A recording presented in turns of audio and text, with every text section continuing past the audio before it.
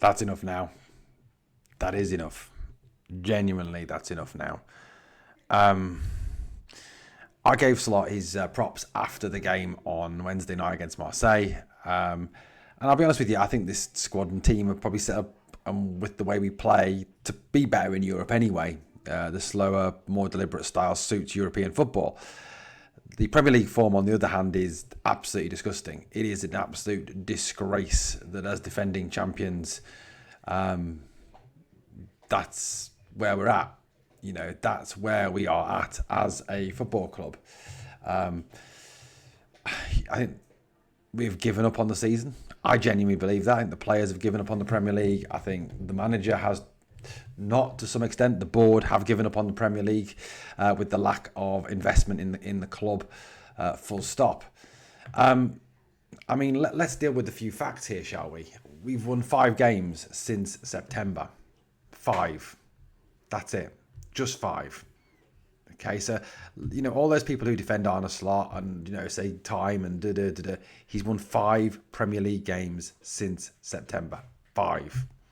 That's it. Just let that sink in for a minute. If you honestly believe that winning 5 Premier League games since September is good enough for a manager of Liverpool, then sorry, you are wrong. Last 5 games we've drawn 4, we've lost 1. Like I said, our last win was, I mean, to find our last league win, the last time we won a league game, you've got to go back to us playing against Wolves on the 27th of December, the bottom of the league team, statistically the worst team in the Premier League at this point ever. That's pretty dreadful. And to come out of this little run of fixtures with a 2-1 win against Wolves, who are one of the worst teams, Liverpool 0, Leeds 0, 2-2 against Fulham, 0-0 against Arsenal. Yes, we beat Barnsley 4-1. No great achievement. Last time out in the Premier League before this game, a 1-1 draw with Burnley, bottom of the league, Burnley. And before anybody comes back at me and says, look at the game against Spurs today, it's Spurs. So let's not even go there. Let's not compare ourselves to Spurs. And then to lose 3-2 to Bournemouth today. Now, look, I get that a few teams have come down to Bournemouth and lost games. Manchester City, Arsenal, etc. Okay, so fair enough. But it's the manner, it's the way that we lost that game. It was the whole absolute, as I've put as the title of this on the slide, defensive disaster class, which is what it was, an absolute defensive disaster, and just a vast disaster class, full stop. I mean, I don't know if you noticed, like I did, the majority of the time our players are picking the ball up and walking with the bloody thing, walking with it. There's no pace, there's no urgency. It's just walking football. It's what old age pensioners play. These are young, fit, 20-something, millionaires. And they just don't give a shit. I mean, let's start, obviously. Look, Virgil van Dijk is one of the greatest defenders of all time. One of our greatest Liverpool defenders of all time. But tonight, he was an absolute shambles. Absolute shambles. He was a disgrace. The first goal, if he puts any sort of effort into blocking off that ball, clearing that ball, heading that ball, whatever, he stops Alex Scott from pulling the ball back and he stops the first goal. But instead, the ball comes over, he kind of waves his foot at it in a very lackadaisical, kind of half-arsed, couldn't give a shit kind of way, and they score from it. The second goal, yes, there is not just on Virgil van Dijk, that second goal. One, why did we let their player run from basically the halfway line untouched? Second, why does Kerkez let Jimenez run off the back of him and not pick him up? But mostly, why is Virgil van Dijk half asleep playing everybody onside? Don't get it. Don't get it. And then the third goal, he's there shouting, remonstrating at the referee, saying there was a foul, there was a foul. I've watched that last goal now about 5-6 times. There was no foul.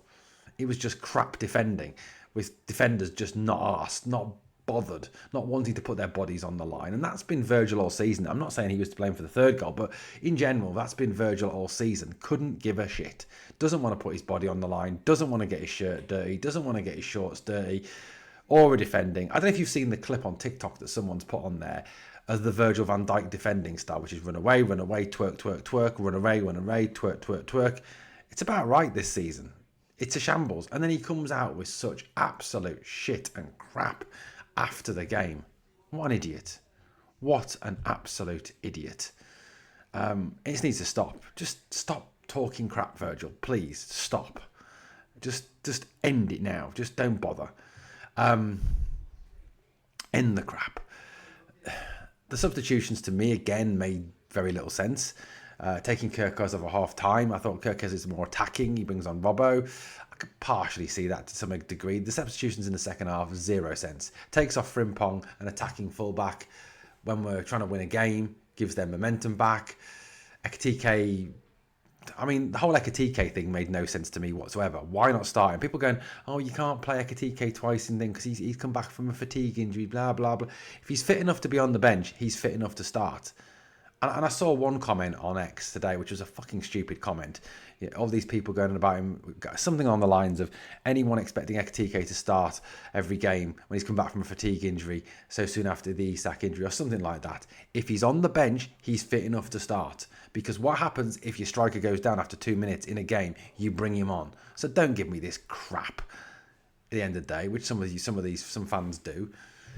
If he's fit enough to be on the bench, he's fit enough to start. Fact. Okay, and not starting him, I don't get. Cody Gakpo. Last season, I thought Cody was great, and I was a massive fan of Cody's. But Cody this season has been absolutely diabolical. I don't know whether it's because he knows that he's got very little threat for his place, because he knows that obviously there's no Luis Diaz this season pushing him. I thought Diaz and Gakpo pushed each other all last season, and obviously that's not happening this season. Maybe that partly explains it. Maybe his head's been partly turned by the £75 million bid rumoured from Bayern Munich for him. I don't know, but he's been dire this season. We'll get to that in a minute. Look, I was absolutely praying in that game for Mo Salah to do something, for a bit of Mo magic, but to me, he just looked off the pace the whole time. He tried to beat his man and he'd get to the point where he'd beat him and then he'd try and go away from him, but the player would then catch him back up and take the ball off him. Or there was the shot where he just kind of sort of tries to hit it but can't.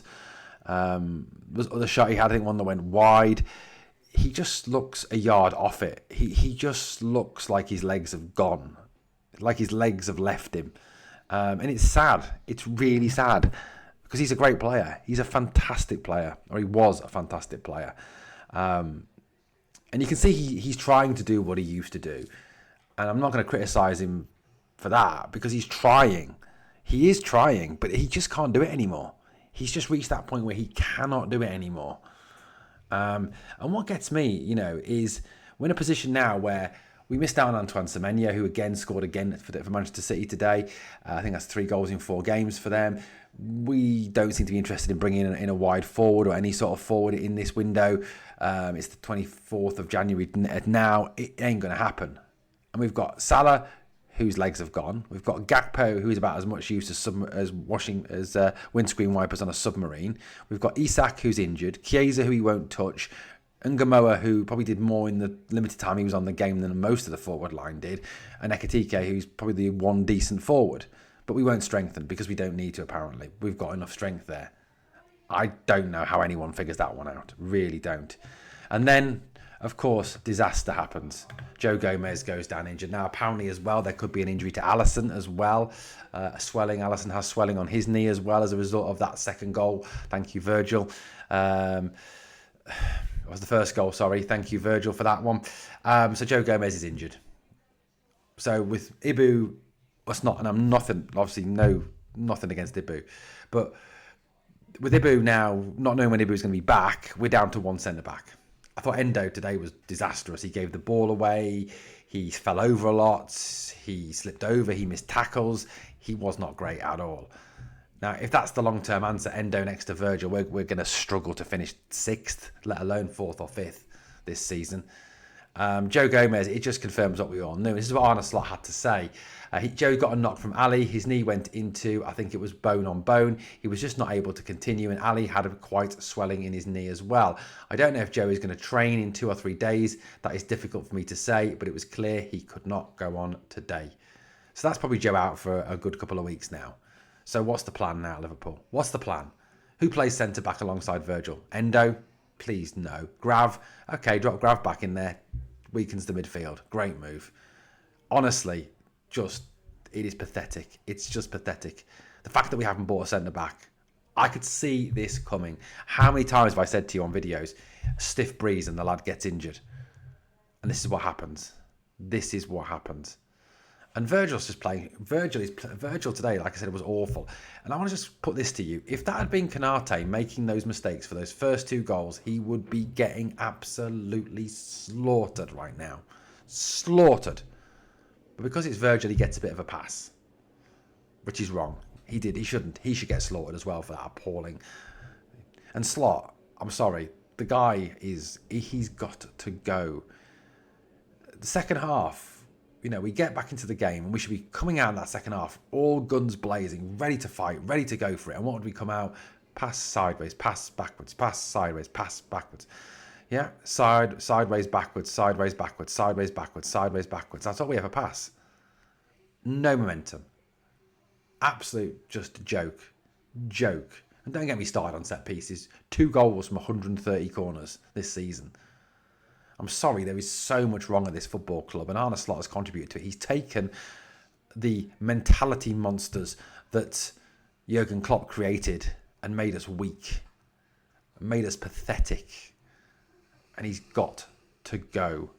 And if he doesn't go, then you know what? Man United, Chelsea will both finish above us this season. Even Newcastle might.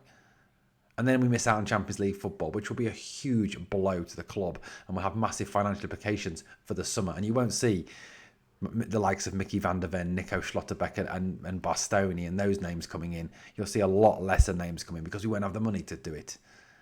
Let's get some perspective on this, guys. Slot is taking this club backwards at an alarming rate. He needs to go. And he needs to go tonight, Sunday, Monday, whenever. He's got to go. Let me know your thoughts in the comments. Thanks for watching, guys. Catch you on the next one.